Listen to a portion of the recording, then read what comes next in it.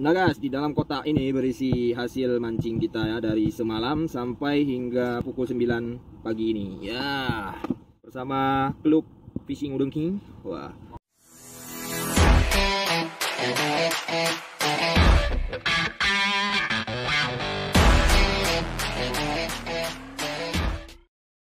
Assalamualaikum guys, kembali lagi di channel Awal Asih Mancing. Kali ini saya dan kawan-kawan dari Fishing Udeng King memancing di daerah Kuala Dogaca. Jadi kami udah tiba dari semalam.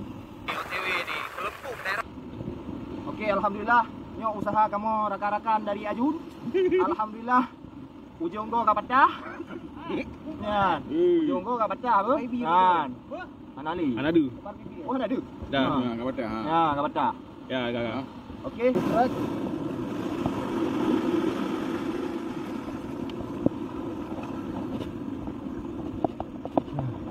Oh ya, gula mah kan? Memang? Iya betul. Kon, tarik dia mah.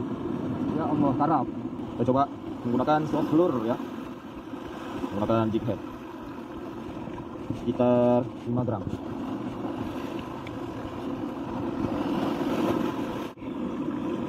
Strike.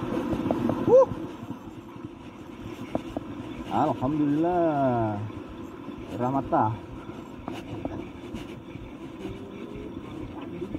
Aduh. Laki maaf.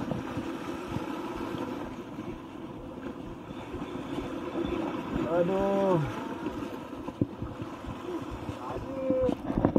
Alhamdulillah. Oke.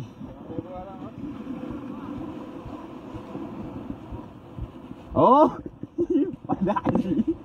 Pala dari Islam kan. Alhamdulillah dapat ikan. Alhamdulillah. Anak rugoja. Pakai soft lure nih, guys. Podcast Angkupunan. Soft lure.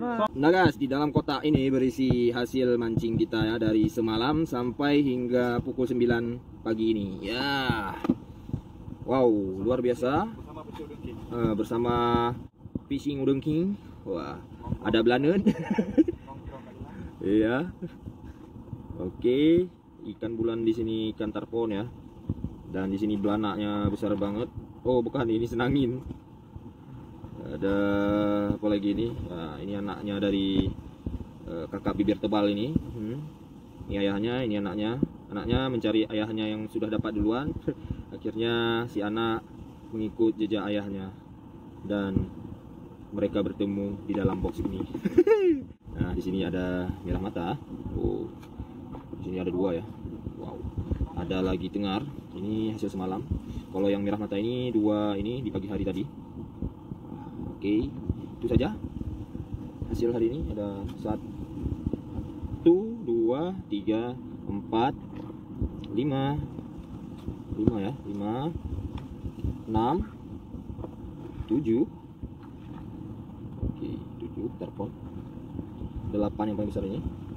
9 senangin. Ini anaknya 10. Ada belanak 11. Oke. Oh, ada lagi nih. Belanak lagi ya.